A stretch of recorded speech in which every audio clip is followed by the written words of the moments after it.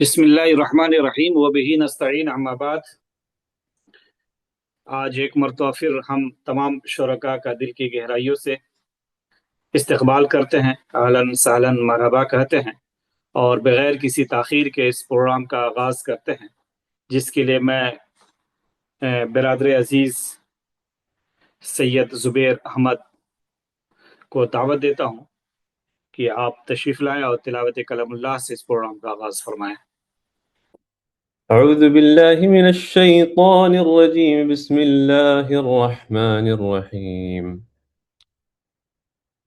سبح اسم ربك الأعلى الذي خلق فسوى والذي قدر فهدى والذي أخرج المرعى فجعله غثاء أحوى سنقرئك فلا تنسى إلا ما شاء الله إنه يعلم الجهر وما يخفى ونيسرك لليسرى فذكر إن نفعت الذكرى سيذكر من يخشى ويتجنبها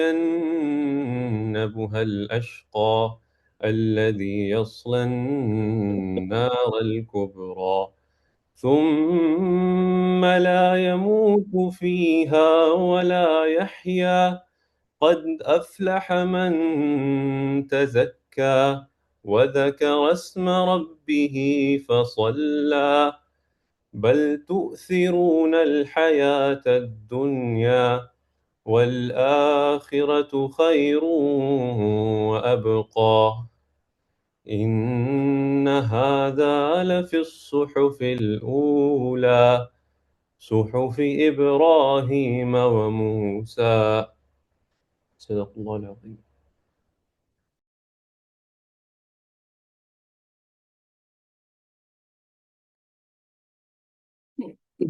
بہت بہت شکریہ، جزاک اللہ خیر۔ آج ہم جس معزز شخصیت سے استفادہ کرنے جا رہے ہیں وہ ہم سب کے لیے محتاج تعارف نہیں ہے۔ جناب مولانا اشتیاق عالم فلاحی صاحب ہندوستان کے ایک دینی اور فکری اور معروف ادارہ جامعۃ الفلاح سے فارغ التحصیل ہیں۔ آپ ایک معروف دینی اور فکری رہنما ہیں، صاحب قلم اور صاحب بصیرت اور مؤثر مقرر ہیں۔ دعوتی اور تحریکی میدان میں ان کی خدمات نمایاں رہی ہیں۔ قرآن و سنت کی روشنی میں اجتماعی زندگی، تنظیمی نظم اور دستور اور اسلامی اقدار پر آپ کی گفتگو سادہ اور مدلل اور دلنشین ہوتی ہے۔ مختلف تعلیمی و اصلاحی پلیٹ فارم پر آپ کی رہنمائی سے کارکنان اور رفقا نے بھرپور استفادہ کیا ہے۔ آج ہم انشاءاللہ مولانا سے دستور جماعت اسلامی ہند جیسے اہم اور بنیادی موضوع پر استفادہ کریں گے جو ہماری تنظیمی اور اجتماعی زندگی کی اساس اور فکری سمت اور عملی و علمی نظم کو واضح کرتا ہے۔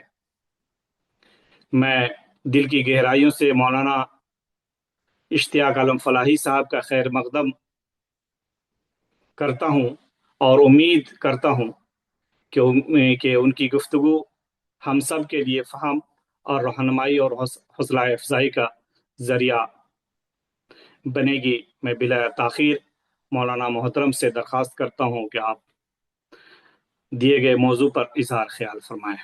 مولانا اشتیاق عالم فلاحی صاحب۔ بسم اللہ الرحمن الرحیم الحمد للہ رب العالمین والصلاة والسلام علی رسول الکریم وعلی آلہ واصحابہ اجمعین اما بعد۔ معزز اور محترم ذمہ داران اور عزیز ساتھیوں، آج میری گفتگو کا موضوع ہے دستور جماعت اسلامی ہند کا مختصر تعارف۔ آپ یہ بات جانتے ہیں کہ کسی بھی ادارے، جماعت یا اجتماعیت کو سمجھنے کے لیے وہ اجتماعیت کن بنیادوں پر اور کن کلیمز پر کھڑی ہے اس کو سمجھنا بہت ضروری ہے۔ اس گروپ نے، اس آرگنائزیشن نے اپنے لیے کیا بلیف، کون سا ڈائریکشن اور کون سا راستہ منتخب کیا ہے، اس کو ہم آرگنائزیشن سے افیلیٹڈ افراد کے ذریعے سے بھی سمجھتے ہیں، ان کے بیہیویئر سے بھی سمجھتے ہیں، لیکن اتنا ہی اہم ہے اس بات کو سمجھنا، بلکہ بہت سارے پہلوؤں سے اس سے زیادہ اہم، کہ جماعت کی جو آئیڈیالوجیکل بیس، اس کے طریقہ کار اور اس کے ڈائریکشن کو ڈیفائن کرنے والے جو پرنسپلز ہیں ان کو سمجھا جائے۔ جماعت اسلامی کیا ہے اور کیا چاہتی ہے، اس کو سمجھنے کے لیے بہت ساری چیزیں ہمارے لیے معاون اور مددگار ہوتی ہیں، آئیڈیالوجیکل لیول پر بھی۔ ان میں سے ایک بہت ہی اہم اور بنیادی چیز ہے جماعت اسلامی ہند کا دستور، جماعت اسلامی کے کانسٹیٹیوشن۔ یہ وہ دستور ہے جو اپنے وابستگان، ممبرس، ویل وشرس، ان سب کے سلسلے میں یہ کلیئر طور پر بتاتا ہے کہ جماعت کیا چاہتی ہے۔ اسی طریقے سے یہ دستور جو مختلف ذمہ داران، آفس بیئررس ہیں، ان کی رسپانسبلٹیز اور ان کے سلسلے میں ڈوز اینڈ ڈونٹس کو بھی کلیریفائی کرتا ہے بہت حد تک۔ اور اس سے زیادہ اہم یہ ہے کہ جماعت اسلامی کیا عقیدہ رکھتی ہے، کیا کریڈ ہے، کیا نصب العین ہے، گولز کیا ہیں، اور اس کے لیے طریقہ کیا اختیار کرے گی، اس پر دستور میں گفتگو کی گئی ہے۔ تو آج دستور جماعت اسلامی کے مکمل حصوں پر نہیں، بلکہ وہ حصے جو جماعت اسلامی کو سمجھنے میں مددگار ہوتے ہیں، اور خاص طور پر شروع کے کچھ دفعات، ان پر انشاءاللہ میں آپ کے سامنے اپنی گفتگو رکھوں گا۔ تو جماعت اسلامی کے دستور میں سب سے پہلا جو دفعہ ہے وہ ہے نام کے سلسلے میں۔ جماعت اسلامی کے دستور میں بتایا گیا کہ جماعت کا نام جماعت اسلامی ہند ہوگا، اور دستور کا نام دستور جماعت اسلامی ہند ہوگا۔ اسی طریقے سے یہ پہلا دفعہ ہے جو نام سے ڈسکس کرتا ہے، اور جو دوسرا دفعہ کا مطلب آرٹیکل، اور آرٹیکل 2 جو ہے وہ تاریخ نفاذ، یا یہ کنسٹیٹیوشن کب سے ایفیکٹو ہے، کب سے اس کا امپلیمنٹیشن ہوا، اس کو واضح کرتا ہے۔ تو اس میں بتایا گیا کہ دستور جماعت اسلامی تو پہلے وجود میں آ چکی تھی، لیکن جماعت اسلامی ہندوستان کی تقسیم کے بعد اس کو ری آرگنائز کیا گیا، جماعت اسلامی ہند اس کا نام رکھا گیا۔ پرٹیکولر انڈین کنٹیکسٹ میں اس کے دستور پر نظر ثانی کی گئی، اس کو ریویو کیا گیا، اور اس کے بعد پھر اس دستور کو نافذ کیا گیا۔ تو یہ ہے یکم رمضان 1375 ہجری، 13 اپریل 1956، 13 اپریل 1956، 1956 سے اس دستور کا نفاذ ہوا۔ تو یہ بنیادی چیز ہے جو جماعت سے اگر ہم پسند کرتے ہیں اور ہم یہ سمجھتے ہیں کہ اللہ تبارک تعالیٰ کے دین کو قائم کرنے والی یہ بنیادی اجتماعیت ہے، تو اس کا دستور، اس کے تاریخ نفاذ اور اس کا جو بیک گراؤنڈ ہے وہ ہمارے سامنے رہے۔ اور اس پورے دستور میں سب سے اہم جو دفعہ ہے وہ دفعہ نمبر 3، آرٹیکل 3 ہے، جو جماعت اسلامی کے عقیدہ کیا ہے اس سے عقیدے سے گفتگو کرتی ہے، عقیدے سے گفتگو کرتا ہے یہ، اور عقیدے سے گفتگو نہیں کرتا صرف، بلکہ اس عقیدے کی بہت ہی تفصیلی وضاحت بھی کرتا ہے۔ تو ہمارے کوئی ساتھی بتائیں کہ جماعت اسلامی کا عقیدہ کیا ہے؟ یہ سامنے میں نے اسکرین پہ بھی رکھا ہے، یا اس سے علاوہ کوئی اور چیز کسی بھی اسلامی جماعت یا کسی آرگنائزیشن کا عقیدہ ہو سکتا ہے کیا؟ آپ کے سامنے کے لیے بعض چیزیں شیئر کی گئی، اس میں بھی اس پر گفتگو کی گئی تھی۔ تو جو تیسرا دفعہ ہے وہ عقیدے سے متعلق ہے، اور دستور نے یہ واضح کر دیا کہ جو ہمارا عقیدہ ہے وہ لا الہ الا اللہ محمد رسول اللہ صلی اللہ علیہ وسلم ہے۔ یہ دو حصوں پر مشتمل ہے یہ عقیدہ۔ پہلا پارٹ کیا ہے؟ وہ ہے لا الہ الا اللہ، یہ پہلا حصہ ہے، اور دوسرا حصہ ہے محمد رسول اللہ صلی اللہ علیہ وسلم۔ ان دونوں پر انشاءاللہ مختصر ہم گفتگو کریں گے، دستور میں تفصیل سے گفتگو کی گئی ہے۔ دستوری نکات کو میں ورڈ ٹو ورڈ نہیں پڑھوں گا، بلکہ موٹے طور پر جو جو چیزیں اس میں آئی ہیں وہ میں انشاءاللہ پڑھوں گا، اور میں گروپ میں بھی یہ دستور، اصل جو ہے دستور، اس کی کاپی شیئر کروں گا میں اس کے بعد۔ تو دستور کا جو پہلا حصہ ہے وہ لا الہ الا اللہ لا الہ الا اللہ ہے، عقیدے کا جو پہلا حصہ ہے وہ، جس کا مطلب تین الفاظ میں اگر ہم کہیں کہ اللہ تعالی ہی معبود ہے، عبادت اسی کی جائے گی، اس کی ذات میں کوئی شریک نہیں ہے، وہ لا شریک ہے، اور عبادت اسی کی ہوگی، اور حکم بھی اسی کا چلے گا، حکومت بھی اسی کی مانی جائے گی۔ اور چنانچہ دستور میں کہا گیا کہ وہی معبود برحق اور حاکم تشریعی ہے، اللہ تعالی ہی معبود ہے، اور وہی حاکم تشریعی ہے۔ حاکم تشریعی کا مطلب ہے کہ قانون دینے والا، قانون دینے والا وہی ہے، قانون اسی کا چلے گا، کہ پوری دنیا میں، کائنات میں جو بھی چیزیں ہیں، انسان یا دیگر مخلوقات، حتیٰ کہ انبیاء، فرشتے، ان سب کا خالق، پالنے والا، انتظامات چلانے والا، ان ساری چیزوں کی ملکیت، اونرشپ، یہ ساری چیزیں اسی کی طرف پلٹتی ہیں۔ تو وہ حاکم تکوینی بھی ہے، یعنی اللہ تعالیٰ نے پیدا کیا ہے تو وہ ڈیفیکٹو رولر ہے، بالفعل وہی حاکم ہے، لیکن ساتھ ہی ساتھ حاکم تشریعی ہے وہی، یعنی زندگی کا وہ حصہ تعلق لیجسلیشن سے ہے، قانون سازی سے ہے، کسی بھی ڈسپلن اور رول کو فالو کرنے سے ہے، تو وہاں پر بھی اسی کی حکومت ہوگی۔ اس کو مزید دستور میں کئی پوائنٹس کی شکل میں واضح کیا گیا ہے۔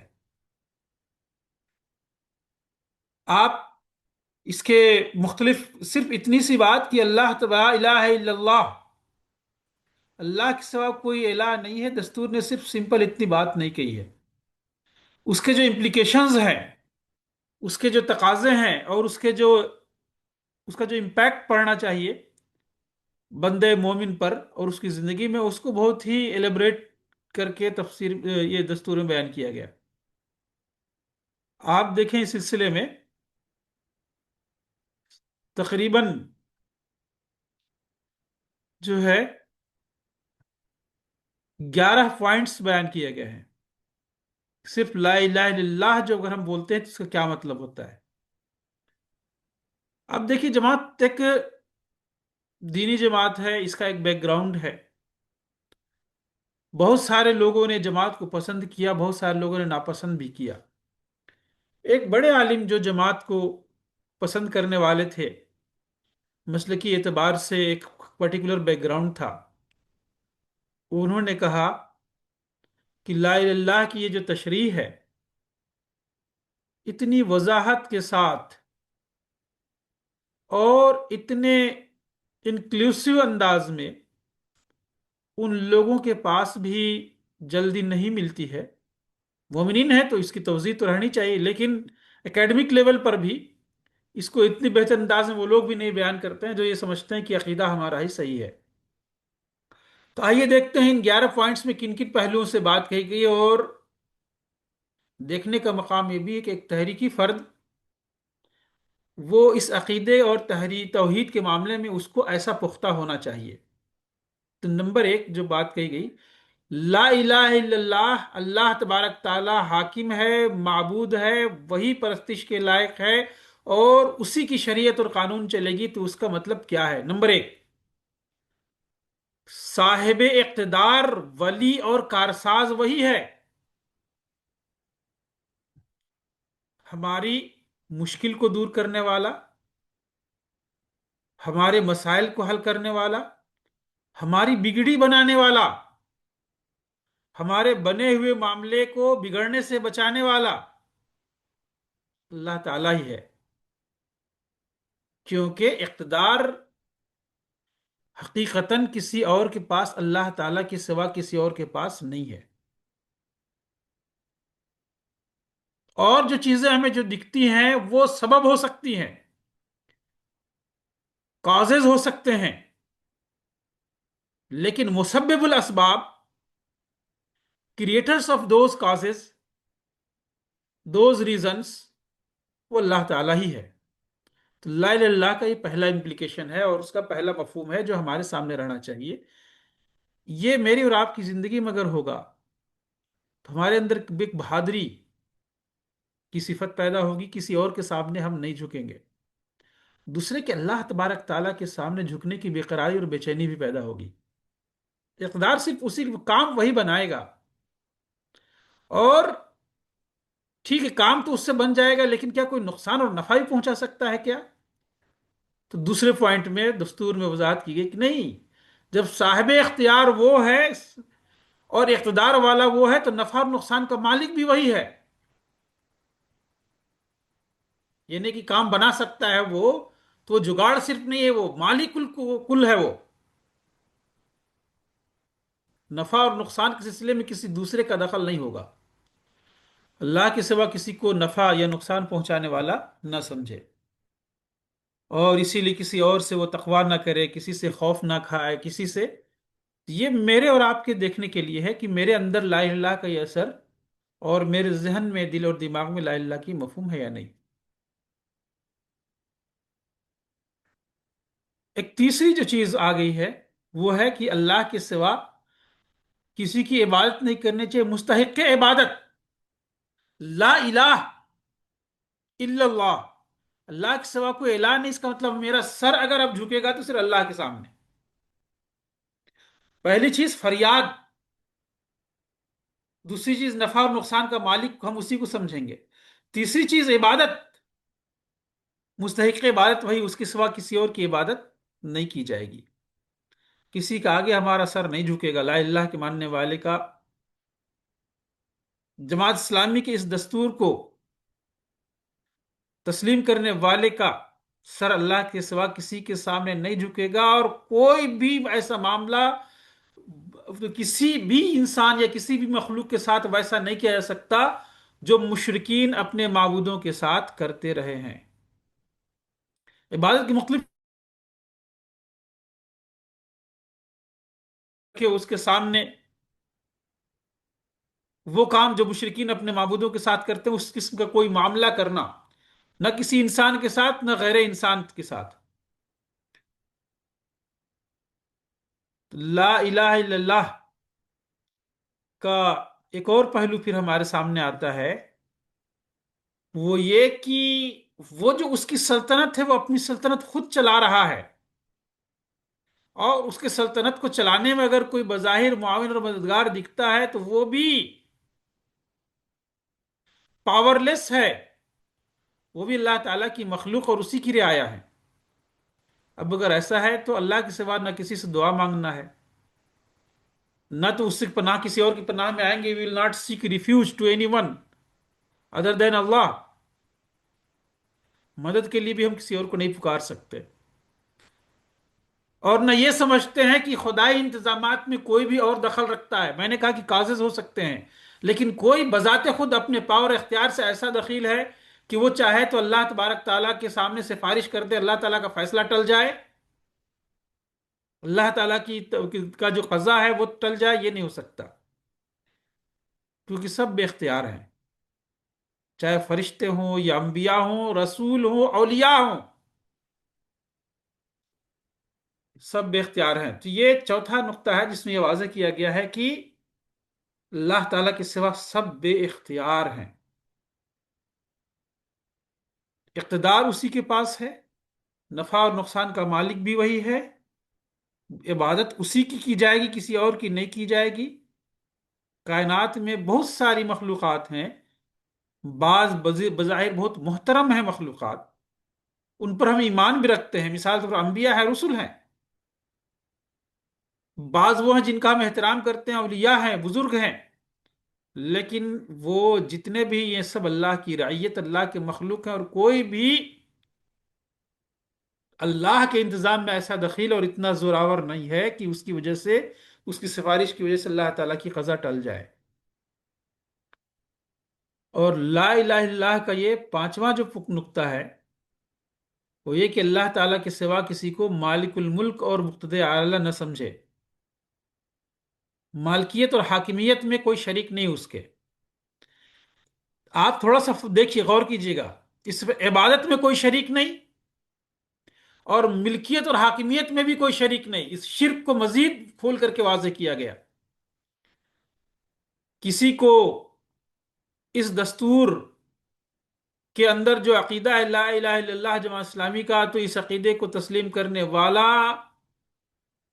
خواہ وہ جماعت اسلامی کا ہو غیر جماعت اسلامی کا، لازماً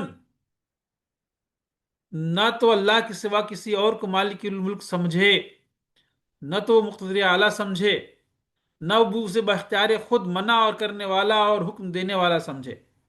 باختیار خود اللہ تعالیٰ کے حکم سے، اللہ کے پیغمبروں کے حکم سے اگر کوئی کام کرتا ہے تو اسی اللہ تعالیٰ کی اطاعت ہے. کسی کو مستقل بذات قانون ساز بھی نہ سمجھے، لیجسلیٹر بھی نہیں سمجھے اللہ کے سوا. نبی، انبیاء بھی اللہ تعالیٰ کے حکم سے اللہ تعالیٰ کے قوانین اور احکام کو بیان کرتے ہیں. ان تمام اطاعتوں کو صحیح تسلیم کرنے سے انکار کر دے جو ایک اللہ کی اطاعت اور اس کے قانون کے تحت نہ ہو. تو یہ ملکیت اور حاکمیت جو ہے یہ صرف اللہ تعالیٰ کے لیے ہے.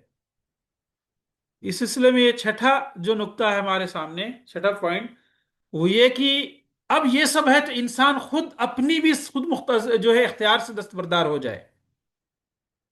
دیکھیے اللہ تعالیٰ نے بحیثیت مومن ہمیں یہ اختیار دیا ہے کہ ہم حق کو چنیں، نہ حق کو چنیں، شر کے راستے پر چلیں یا خیر کے راستے پر چلیں. لا الہ الا اللہ جب ہم کہتے ہیں تو لازمی اس کا نتیجہ یہ ہے کہ مومن اس کا پابند ہے کہ جو اختیار اس کو حاصل ہے اس کو وہ اللہ کے آگے سپرد کر دے. اب اپنا کوئی اختیار نہیں. یہ جو اختیار ہے آزادی، اب سے یہ آزادی چھن گئی ہماری. حکم وہ جو اللہ کا، ہماری خواہش اس کی کوئی بندگی اب نہیں کریں گے. بندگی صرف اللہ کی، صرف اس اللہ کی جسے ہم نے الہ واحد تسلیم کیا ہے. اب جب ہم یہ کہتے ہیں کہ ہم ہر چیز سے دستبردار ہوتے ہیں، جو خود اختیار، جو اختیار اللہ تعالیٰ نے ہمیں دیا ہے اس سے، تو اس کا ہی ایک لازمی نتیجہ یہ بھی ہوتا ہے کہ اب میرے پاس بہت سی چیزیں ہیں جو دیکھنے میں ہیں، اپنی صلاحیتیں ہیں، جسم ہے، جان ہے، اسباب ہیں، ریسورسز ہیں، مال ہے وغیرہ. تو اب ہمارے پاس جو کچھ بھی ہے اس کے بارے میں ہم یہ سمجھیں، ہمارا بیہیویئر یہ ہونا چاہیے کہ سب اللہ تعالیٰ کی امانت ہے اور اسی کے حساب سے ہم بیہیو کریں. ہم کسی بھی چیز کا اپنے آپ کو مالک نہ سمجھیں، ہم اپنی صلاحیتوں کا بھی نہیں، اپنی جان کا بھی نہیں، اپنے اعضاء جو مینٹل فزیکل جو انرجی ریسورسز ہیں ان کو، مال دولت، یہ ساری چیزوں کا. اور یہ کیوں کریں ہم؟ کہ جو اختیار اس کو ہم نے سمیٹ کر اپنا اختیار ختم کر دیا، اللہ کے حوالے کر دیا. جو کچھ میرے پاس ہم نے سمجھ لیا کہ یہ اللہ تعالیٰ کی طرف سے امانت ہے، یہ لا الہ کا نتیجہ ہے. اور یہ کیوں؟ اس لیے کہ لا الہ کا ایک نتیجہ یہ بھی ہے کہ بندہ جواب دہ ہے. اللہ تعالیٰ کے سامنے ان ساری چیزوں کے بارے میں پوچھا جائے گا. بندے تیرے پاس جو اختیار تھا اس کا تو نے استعمال کیسے کیا؟ کیا تو نے اس اختیار سے خدا کی نافرمانی کیا، اس اختیار کو اللہ تبارک تعالیٰ کے حکم کا پابند بنا دیا؟ تیرے پاس جو کچھ تھا دیا ہوا وہ سب کچھ اللہ کا تھا، تو نے اس کو اللہ تعالیٰ کے حوالے کیا یا نہیں کیا؟ اللہ تعالیٰ کی امانت سمجھتے ہوئے اس کے ساتھ تصرف کیا یا نہیں کیا؟ یہ جواب دہی ہوگی. تو یہ 8واں نقطہ یہ ہے کہ بندہ جواب دہ ہے اللہ تبارک تعالیٰ کے سامنے، اپنی قوتوں کے سلسلے میں، اپنے بیہیویئر کے سلسلے میں. قیامت کے دن اللہ تعالیٰ ہم سے پوچھے گا، ہر چیز کا حساب لے گا، اور اس کے نتیجے میں پھر سزا یا انعام یہ ساری چیزیں ملیں گی. یہ لا الہ کا یہ ایک اور لا الہ کو تسلیم کرنے کا پھر ایک لازمی نتیجہ یہ بھی ہوتا ہے.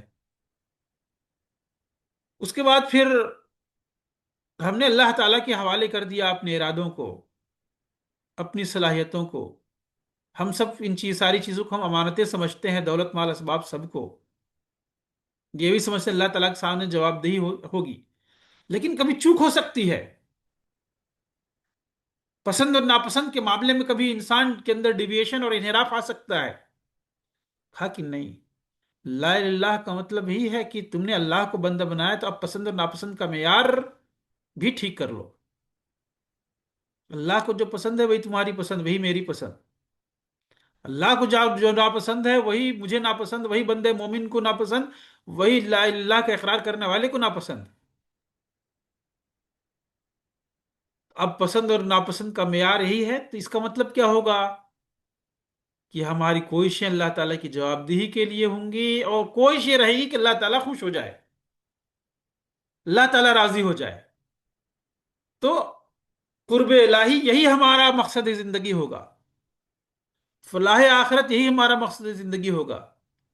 روز قیامت اللہ تعالیٰ سے اللہ ہم سے راضی ہو جائے، یہی ہمارا مقصد زندگی ہوگا. یہ 10واں پوائنٹ ہے، 10واں نقطہ ہے جو ہمارے سامنے آتا ہے. لا الہ الا اللہ کا یہ لازمی نتیجہ ہے. اس کا اعلان کے ساتھ ہمارے اوپر یہ بھی لازم آتا ہے. قانون کے بارے میں تو بات آئی کہ اللہ تعالیٰ کو ہی قانون ساز سمجھے، لیجسلیٹر اسی کو سمجھے، اور اس کے علاوہ سارے قانون کا انکار کر دے. لیکن بیہیویئر کے لیول پر بھی صرف قانون اسی کو تسلیم کرے. اللہ کے قانون کے سوا ہر قانون کا اپنی زندگی میں پریکٹیکلی بھی انکار کرے، اپنے اخلاق میں، اپنے برتاؤ میں، معاشرت میں، اپنی سویلائزیشن میں، اپنی اکنومی میں، معیشت میں، پولیٹکس میں، ہر چیز میں، زندگی کے جتنے بھی اسپیکٹس ہو سکتے ہیں ان سب میں اللہ کی ہدایت ہی ہدایت ہے.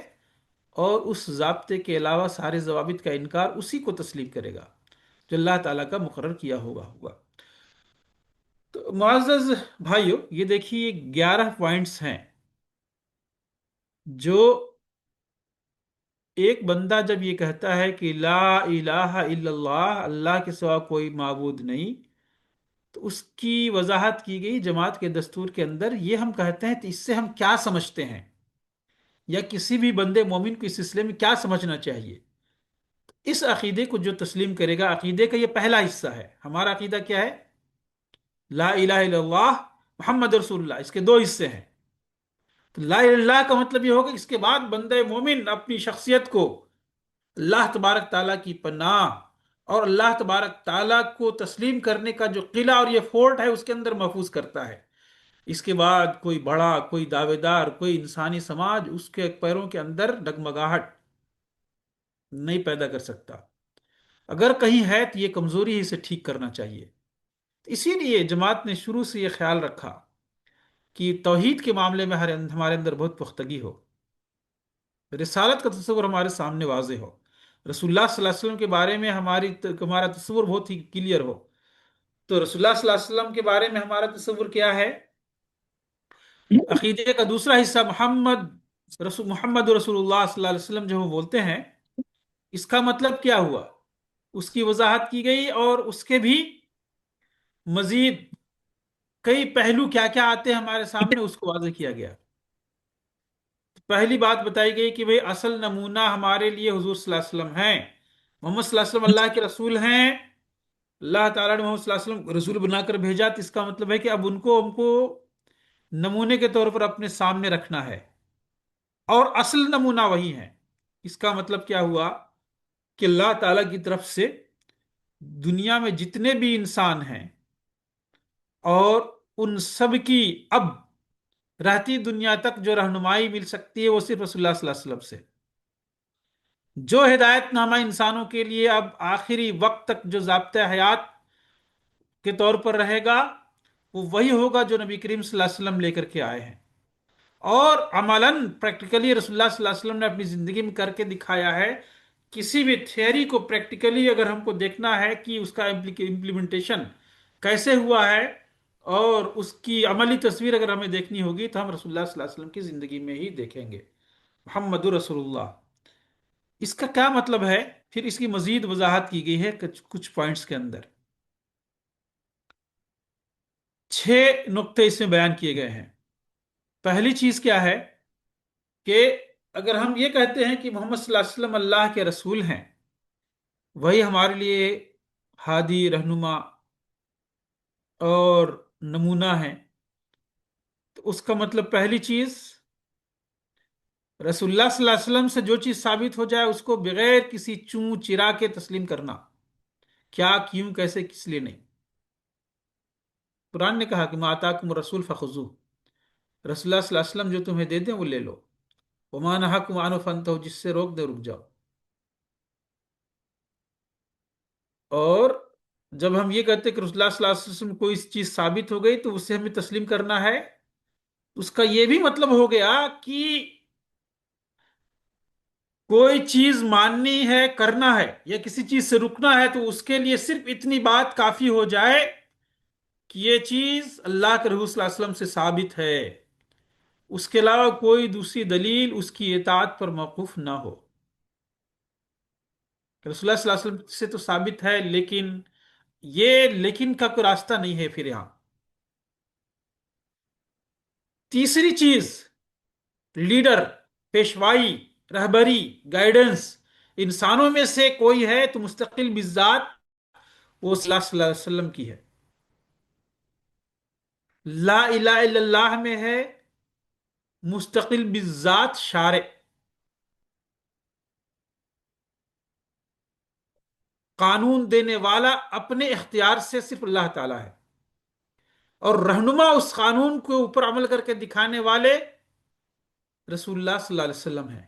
یہاں اسے لکھا کہ مستقل بالذات پیشوائی، کسی دوسرے کی پیشوائی وہ انڈیپینڈنٹ نہیں ہے، اس کو رسول اللہ صلی اللہ علیہ وسلم کی پیشوائی کے پیرامیٹر پر پرکھ کر کے دیکھا جائے گا۔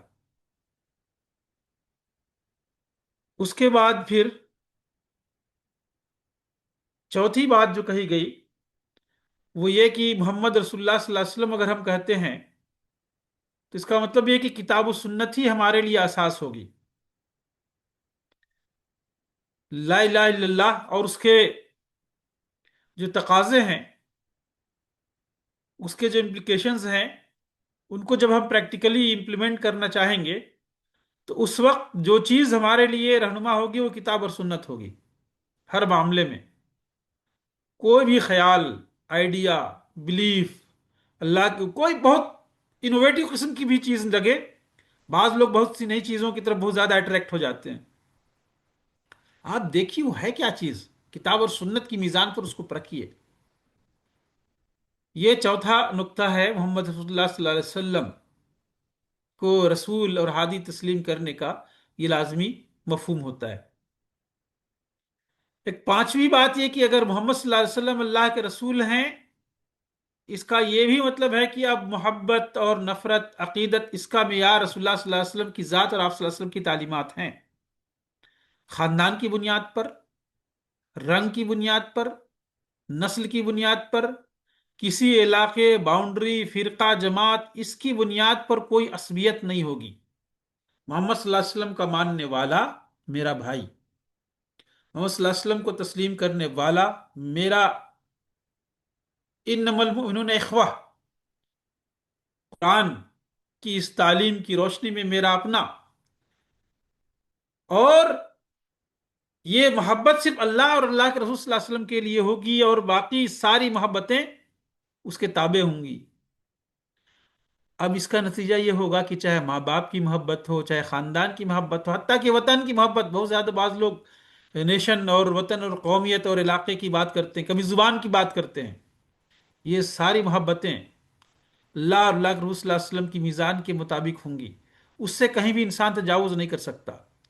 رسول اللہ صلی اللہ علیہ وسلم کی کے لائے ہوئے حق کی محبت اور عقیدت پر کوئی بھی محبت غالب اب نہیں آ سکتی یا اس کے مد مقابل نہیں بن سکتی ہے۔ ایک چھٹی چیز یہ کہ پھر معیار حق، یہ بہت ہی بنیادی چیز ہے۔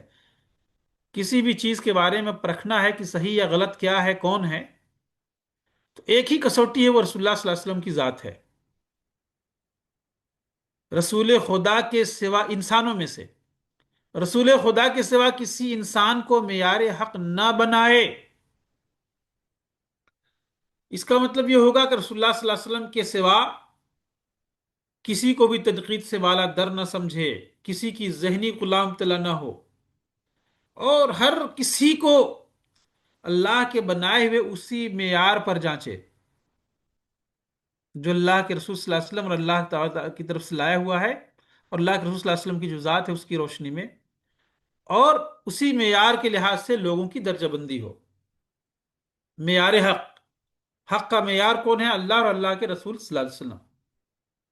ایک وضاحت کی گئی ہے اسی پہلو میں، ایک دیکھی بعد میں بعض لوگوں نے جماعت کے اس حصے کو بہت زیادہ پسند بھی کیا، بعض لوگوں نے اس پر اعتراضات بھی کیے۔ اعتراض کیا تھا؟ وہ آپ کہتے ہیں کہ معیار حق رسول خدا کے سوا کوئی انسان نہیں ہے، تو اس کا مطلب آپ صحابہ کے خلاف ہیں؟ کیا صحابہ کے اوپر تنقید کریں گے آپ؟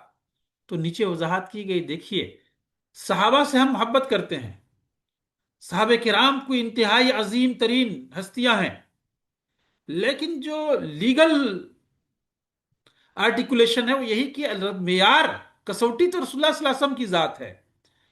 تو نیچے جو کہا گیا کہ معیار حق ماننا، حق کے لیے بیلنس، ترازو، جہاں پر ہر چیز کو لا کر کے ہم پرکھیں گے، اور برسر حق ماننا کہ حق پر چلنے والا، دونوں میں فرق ہے۔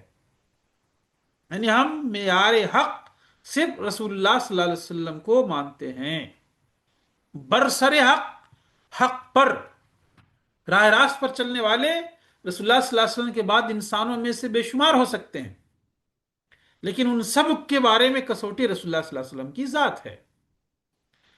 اسی طریقے سے ایک اور وضاحت کی گئی کہ تنقید اور تنقیص میں جو فرق ہے اس کو سمجھیں۔ تنقیص کا مطلب عیب نکالنا، اور تنقید کا مطلب ہوتا ہے کہ کسی بھی معاملے کو ان ڈیپتھ غور کرنا۔ تنقید کا مطلب ضروری نہیں ہے کہ یہ برا بھلا کہنا ہو۔ تو یہ جو چھٹا حصہ ہے محمد رسول اللہ صلی اللہ علیہ وسلم، جو عقیدے کا دوسرا حصہ، اور اس کا جو چھٹا لازمی نتیجہ آتا ہے، اس کی یہ وضاحت کی گئی۔ معزز بھائیو، جب ہم دستور پر گفتگو کرتے ہیں تو دستور کا یہ تیسرا دفعہ ہمارے رخ، ہمارے ڈائریکشن، ہماری سمت کو متعین کرنے کے سلسلے میں بہت اہم اور بہت ہی کی رول پلے کرتا ہے۔ یہ تین حصے مکمل ہوئے ہیں، 3 دفعات۔ اس کے بعد پھر چوتھا دفعہ ہے، وہ نصب العین ہے، کہ جماعت اسلامی تو یہ بلیف رکھتی ہے لیکن کرنا کیا چاہتی ہے۔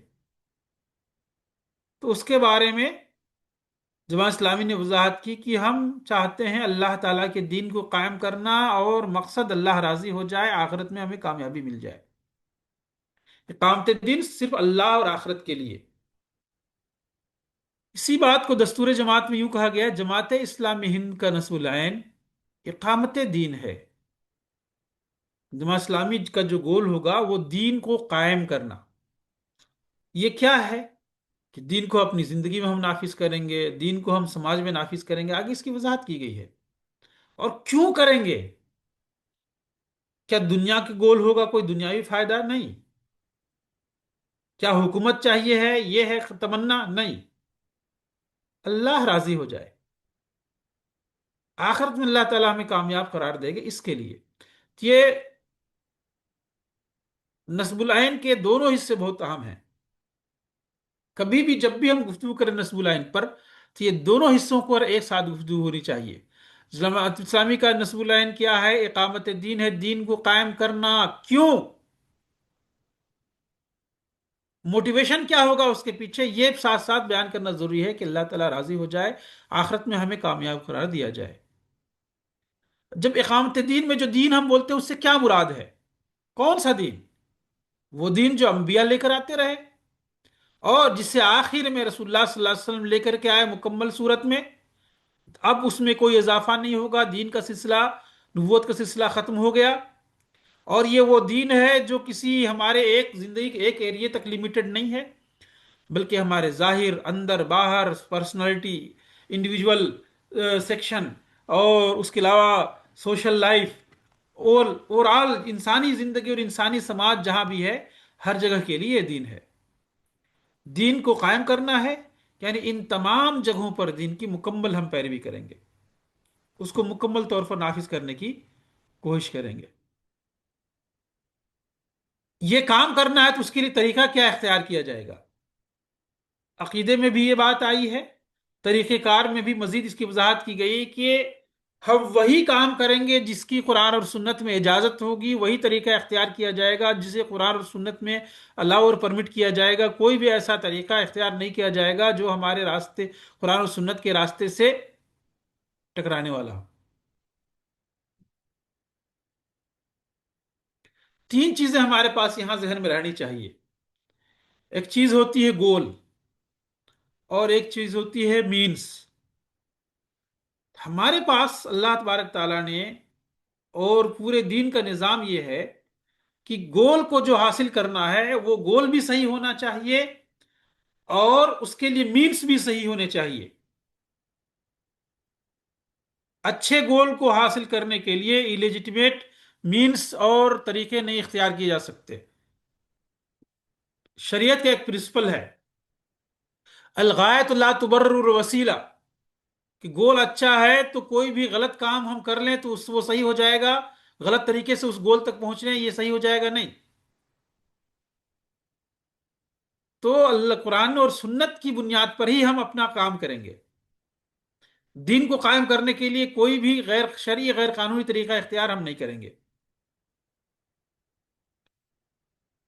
بعض لوگوں کے پاس ہے، مثال کے طور پر نصارہ ہیں، یہود، عیسائی، ان کے پاس یہ ہے کہ گول انٹینشن صحیح رہنا چاہیے، باقی جو کچھ بھی کرنا چاہو اس کے لیے کوئی حرج نہیں ہے. ان کے پاس پرمیسیبل اور پروہیبیٹڈ اس کا کوئی کنسپٹ ہی نہیں ہے، بہت لمیٹڈ ہے. آج ہمارے سامنے یہود ہے، ان کے پاس گولس اور مینس کوئی چیز نہیں ہے. What ever you like better is better for you. یہ اللہ تبارک تعالیٰ نے مومنوں کی اس کا پابند بنایا ہے کہ زندگی کا مقصد بھی صحیح ہونا چاہیے، گول بھی صحیح رہنا چاہیے، اس مقصد تک پہنچنے کا طریقہ اور مینس بھی صحیح ہونے چاہیے. دوسری چیز ہے کہ جماعت اسلامی اخلاقی حقوق حدود کی پابند ہوگی.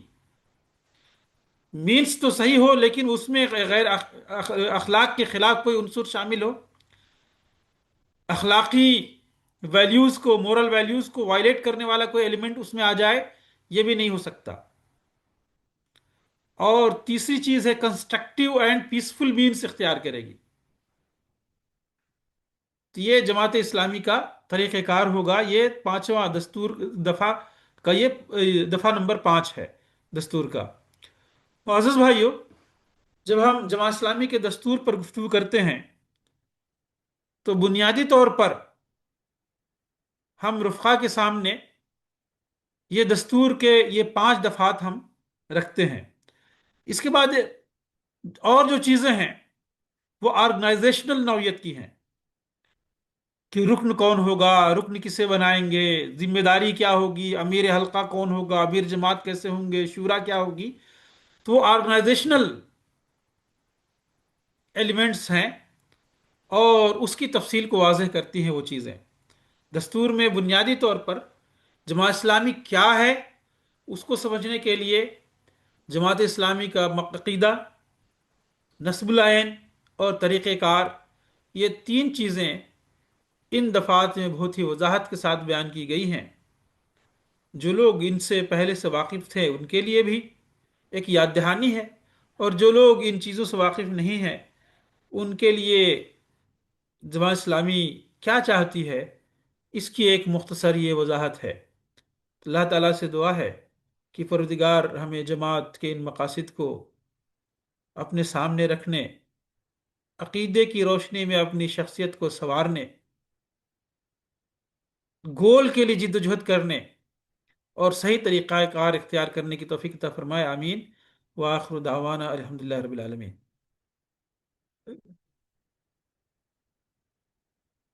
بہت بہت شکریہ، بہت بہت شکریہ، جزاک اللہ خیر۔ مولانا محترم نے انتہائی جامعیت اور مؤثر انداز میں وقت کے اندر اپنی گفتگو رکھی۔ میں مولانا محترم کا دل کی گہرائیوں سے شکریہ ادا کرتا ہوں، اور اسی کے ساتھ ساتھ شرکاء کے لیے اب سوال جواب کا موقع ہے۔ آپ حضرات مولانا محترم سے کچھ اور نقطہ سمجھنا چاہیں تو آپ سوال کر سکتے ہیں۔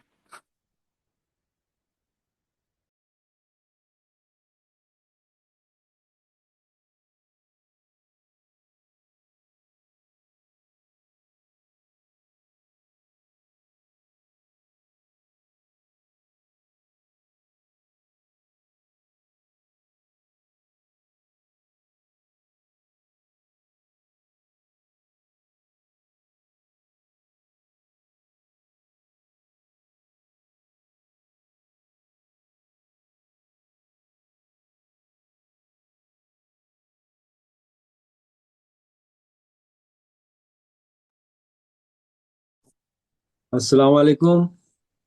وعلیکم السلام ورحمۃ اللہ۔ وعلیکم السلام ورحمۃ اللہ جزاک وبرکاتہ۔ اللہ خیر اشتیاق صاحب۔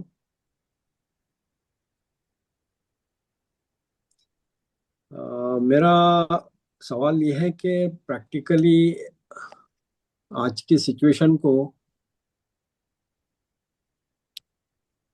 ہم کس طرح سے یہ اسلامک فریم میں ہینڈل کر سکتے ہیں؟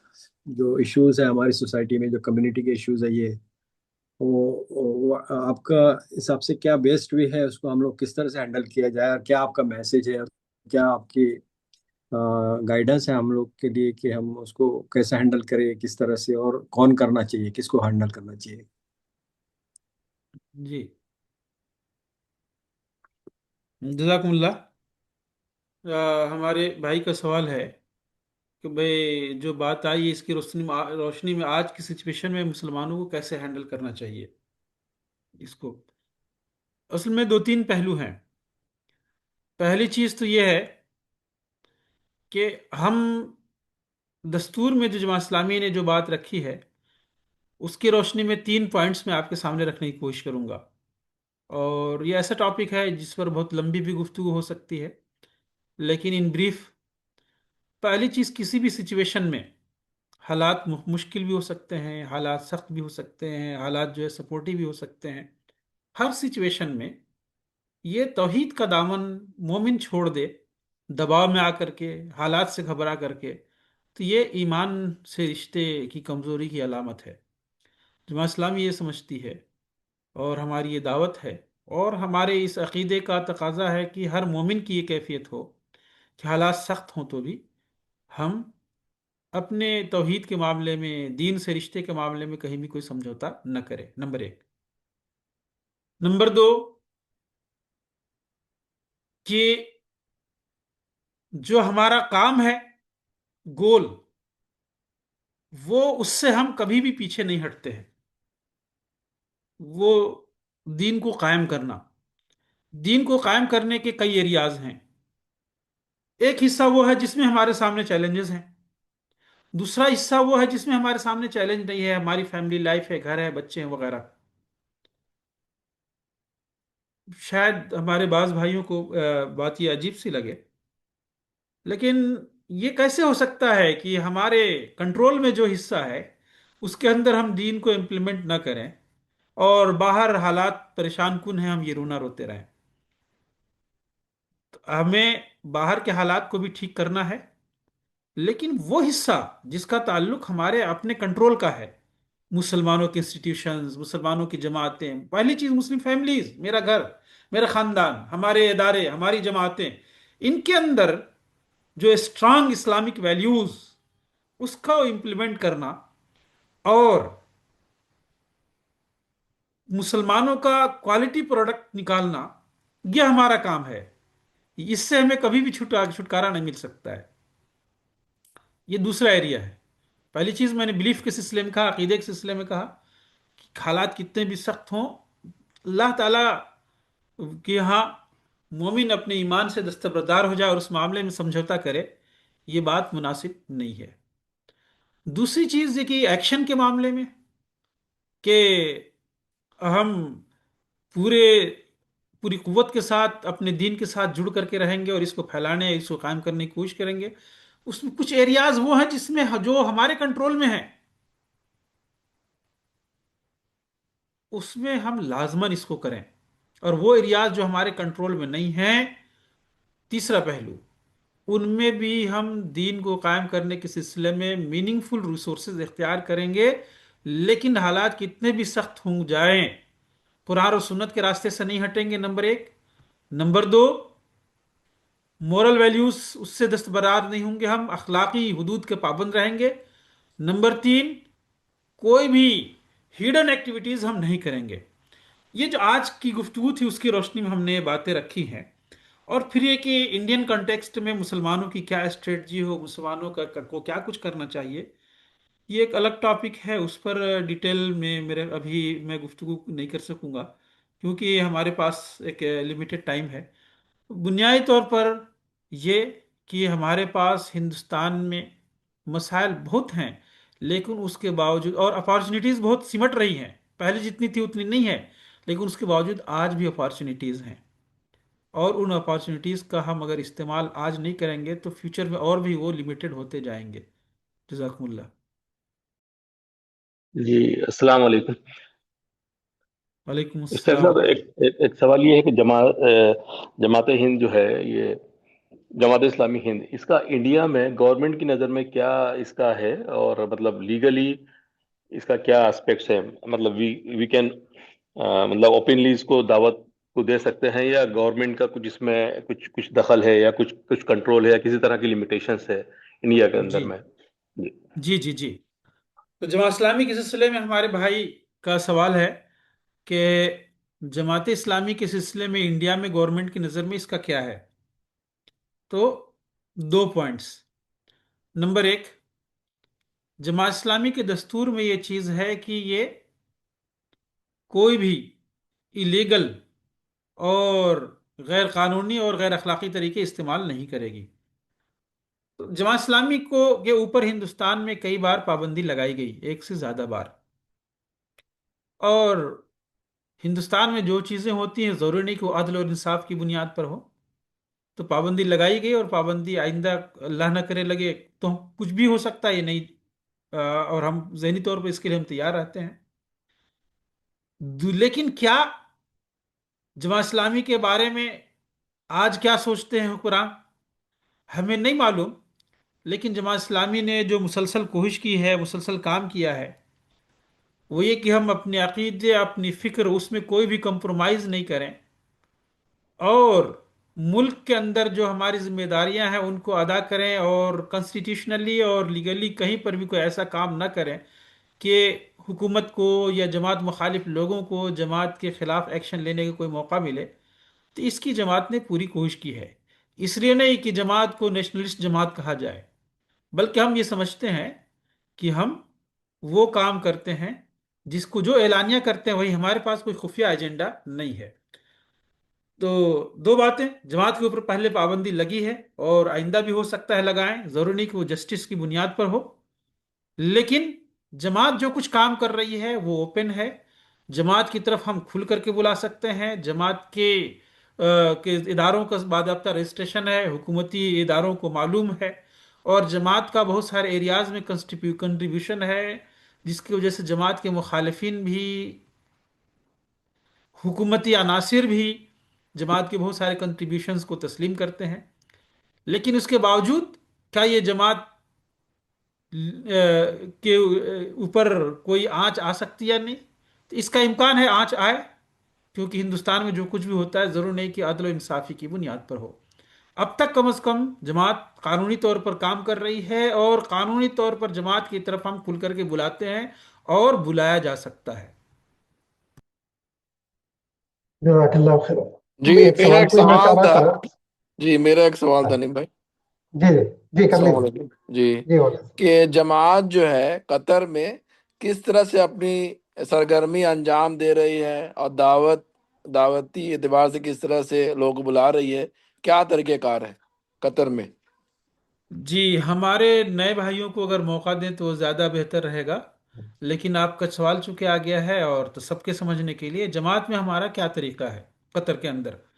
تو دیکھیے، قطر کے اندر پہلی چیز تو یہ کہ اس معنوں میں جماعت اسلامی نہیں ہے جس ٹائپ سے ہم انڈیا میں کام کرتے ہیں۔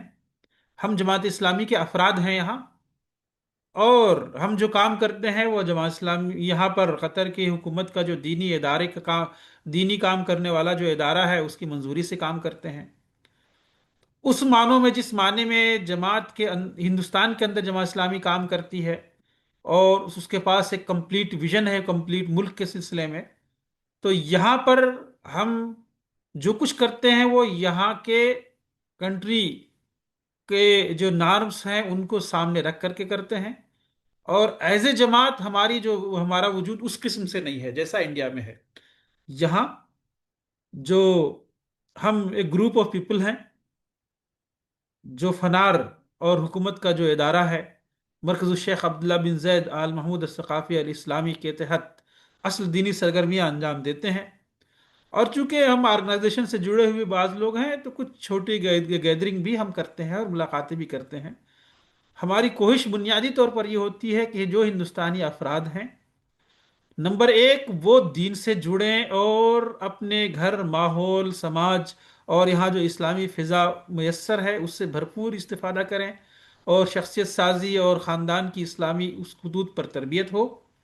نمبر دو، ہندوستان کے اندر آج نکل ہم کو وہاں جانا ہے اور وہاں ایک بڑا رول پلے کرنا ہے، اس کے لیے ہماری بھرپور تیاری ہو دعوتی پہلو سے، دینی پہلو سے، تو اس لیے ہم اپنے افراد کی تربیت کا بھی کام کرتے ہیں۔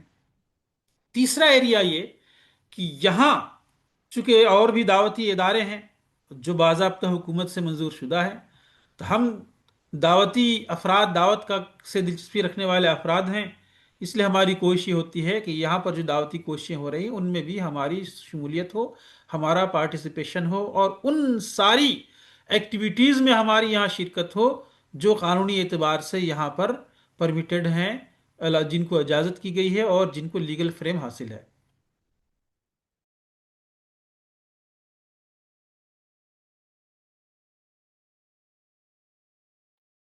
جزاک اللہ خیر۔ ٹھیک ہے، میرا ایک سوال تھا، یہ اگر سے ہے ٹائم ہے کہ پوچھ سکتا ہوں کیا؟